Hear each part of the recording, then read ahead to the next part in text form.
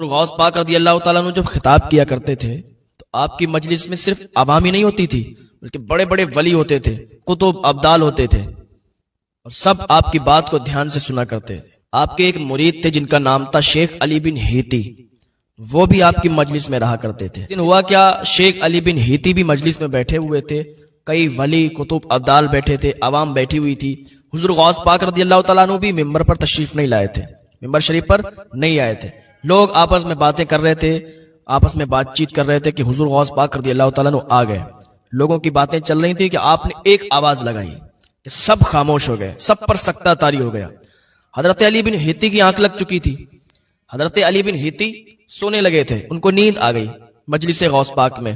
حضور غوث پاک نے جب حضرت علی بن ہیتی کو دیکھا، کھڑے ہو گئے، ادب سے ہاتھ باندھ لیے اور کھڑے رہے۔ جب حضرت علی بن ہیتی کی آنکھ کھلی تو حضور غوث پاک نے فرمایا، علی بن ہیتی حضور کو دیکھ لیا؟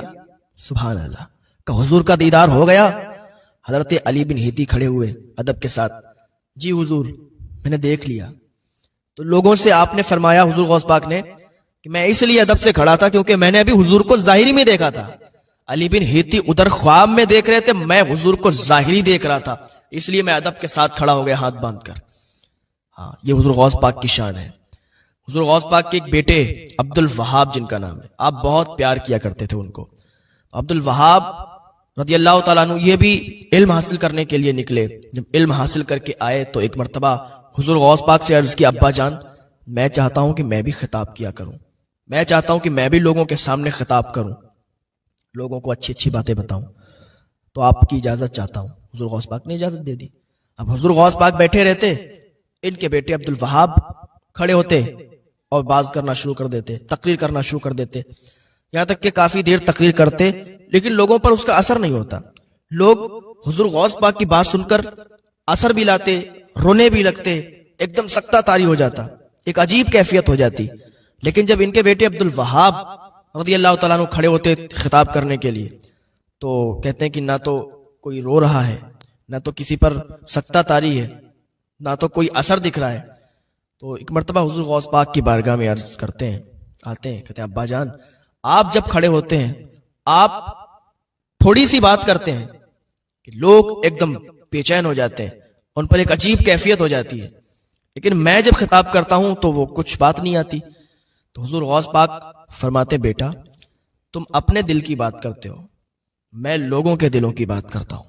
تم اپنے دل کی بات کرتے ہو، میں لوگوں کے دل کی بات کرتا ہوں۔ بیٹا جب تم تقریر کیا کرو لوگوں کے دل کی بات کیا کرو۔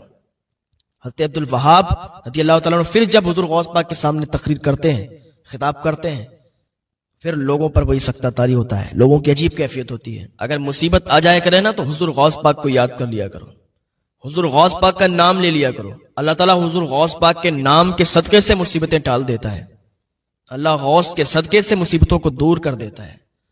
غوث کے نام کا وظیفہ بنا لیا کرو، یا غوث المدد، یا غوث المدد، یا غوث المدد کا وظیفہ کیا کرو، اللہ تعالیٰ ان کے صدقے میں آپ کی مصیبتوں کو دور کر دے گا۔